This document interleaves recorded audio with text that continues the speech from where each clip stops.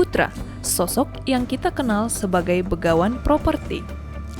Hasrat yang kuat membuat Ciputra mengerahkan kemampuan terbaik, cinta, dan hatinya. Sang pelopor dan penular virus entrepreneur ini telah melakukan lompatan untuk menjadi seorang yang hebat dan berdampak.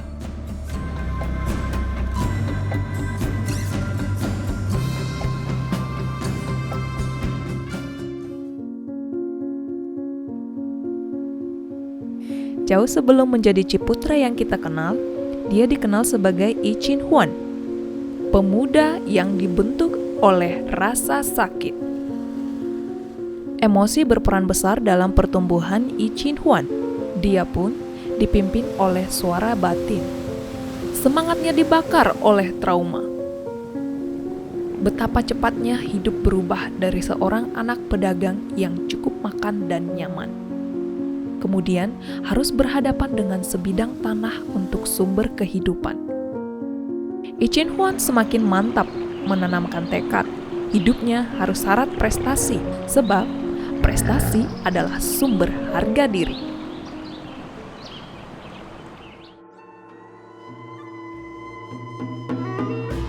Yi Chin Huan muda akhirnya mengenal cinta. Di sebuah pesta dansa, Yi Chin Huan bertemu dengan Dian Sumeler yang menjadi istrinya kelak.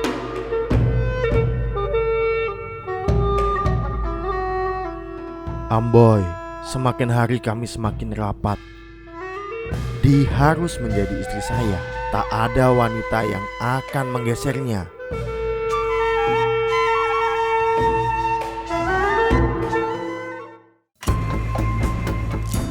Yi Chin Huan muda berlayar ke Bandung untuk kuliah di ITB. Dia ingin lekas menjadi arsitek agar bisa berkarya dan menghasilkan uang. Dia terkesima dengan arsitektur bangunan Belanda. Niat untuk menjadi arsitek semakin besar.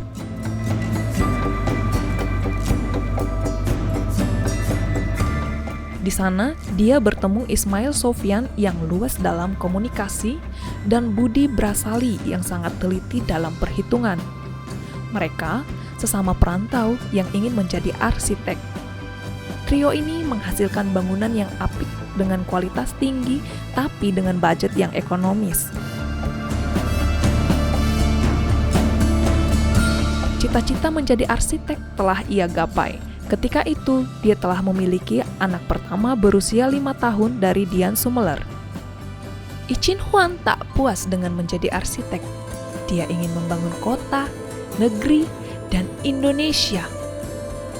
Tak lama berselang, Yi Chin Huan mengganti namanya menjadi Ciputra karena dia ingin all out menjadi orang Indonesia. Komitmen Ciputra kuat. Kalau saya berusaha terus, pasti saya bisa. Ciputra berkirim surat mendesak bertemu Gubernur DKI Jakarta saat itu, Sumarno, dan Presiden Soekarno untuk presentasi peremajaan kawasan Pasar Senen. Gubernur dan Presiden Soekarno menyukai ide yang Ciputra paparkan. Tetapi, permasalahan utamanya adalah pendanaan. Jangankan dana untuk mega proyek, rumah saja Ciputra belum punya. Tapi Ciputra tak pernah menyerah. Saya harus berani dan maju. Proyek peremajaan kawasan Senen selesai. Ciputra memandang kawasan itu dengan takjub dan traumatik. Sebab selama pembangunan terjadi penggusuran, demo, marah, dan tangis. Ciputra melihat wanita menangis di megahnya proyek Pasar Senen.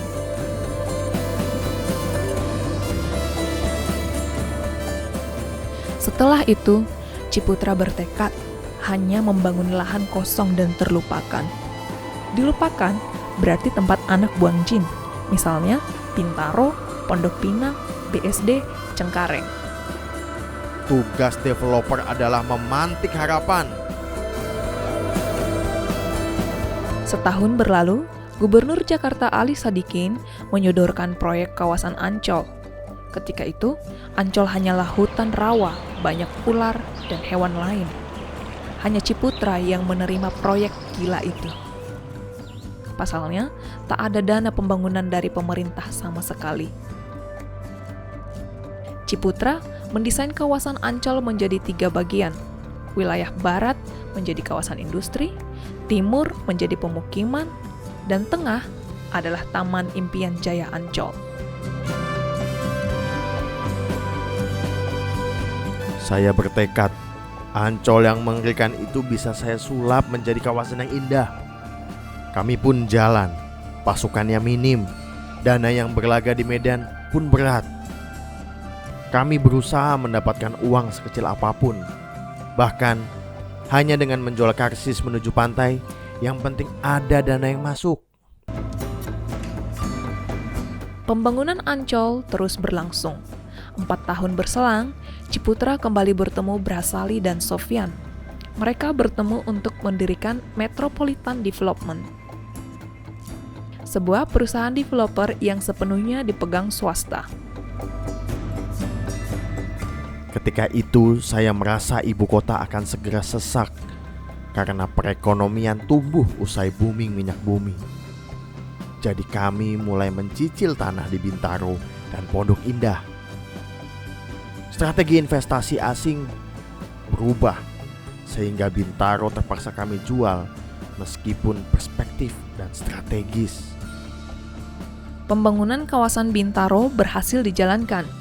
Ciputra menatap lokasi lain untuk dikembangkan. Ciputra berkeliling padang hijau seluas ratusan hektar dan menghirup udara sejuk di Jakarta Selatan. Saya terus merawat impian. Setiap saya ke situ, saya hirup dalam-dalam getaran yang kuat di sana. Ini adalah proyek yang menguras imajinasi saya yang paling dalam. Banyak orang meremehkan mimpi saya, tapi Ciputra tidak pernah bermimpi cuma untuk iseng. Sepak terjang Ciputra berhasil mencuri perhatian. Salah satunya Sudono Salim, pendiri Indofood Group.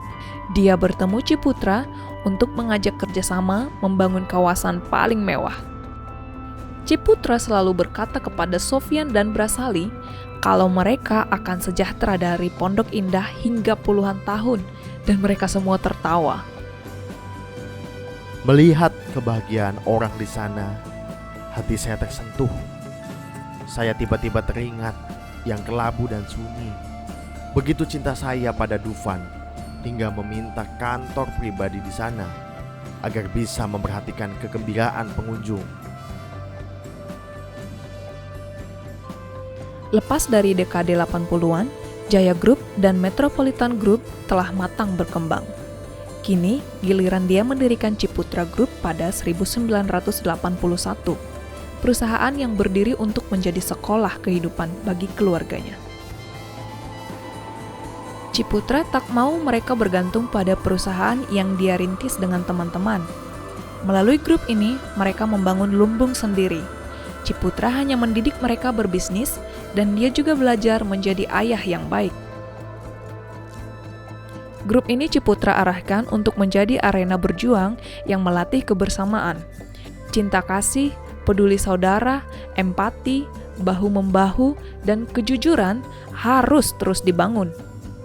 Sementara keuntungan perusahaan menjadi bonusnya. Bisnis Ciputra terus berkembang. Sang begawan berhasil membangun impiannya menjadi kenyataan.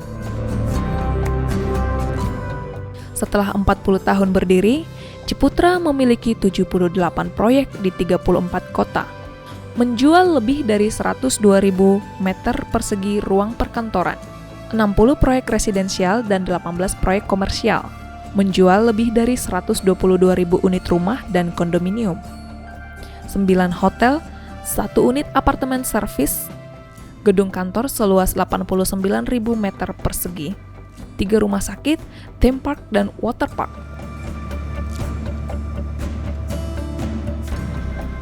Entrepreneur yang dia geluti selalu melewati 5D: Dream, Desire, Drive, Discipline, dan Determination. Saya pernah ditanya seorang pengusaha, Kalau Joe mengajar entrepreneur, mereka jadi entrepreneur, kamu tersaing. Saya bilang betul, itu tersaing. Tapi masyarakat menjadi naik, saya juga akan mengambang. Kita memaksa untuk memikir terus. Dan itu terjadi pada kira-kira 5 tahun yang lalu, 4 tahun yang lalu. Saya mendapat hadiah dari Persatuan Kontraktor Seluruh Asia. Dapat penghargaan. Saya berpidato situ, entrepreneur. Saya bilang, kalian ini karya-karyanya jadi kontraktor. Padahal kalian ini mempunyai kesempatan menjadi entrepreneur. Kalau kontraktornya itu menunggu pekerjaan yang diciptakan orang lain, kalian menjadi tukang. Sekarang menjadi developer, kompetisi saya. Tidak apa, saya bicara tentang kebenaran. Saya membawa entrepreneurship akan menciptakan konkret. Tidak apa. Coba, apa yang saya ucapkan, saya mesti laksanakan. Jangan sampai kata dan perbuatan lain.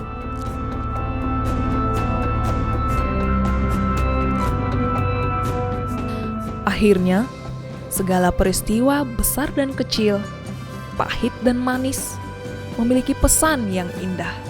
Semua membentuk diri Ciputra, memahat jiwa hingga menjadi seorang Ciputra yang dikenal Indonesia. Tuhan adalah perupa yang baik bagi ciptaannya.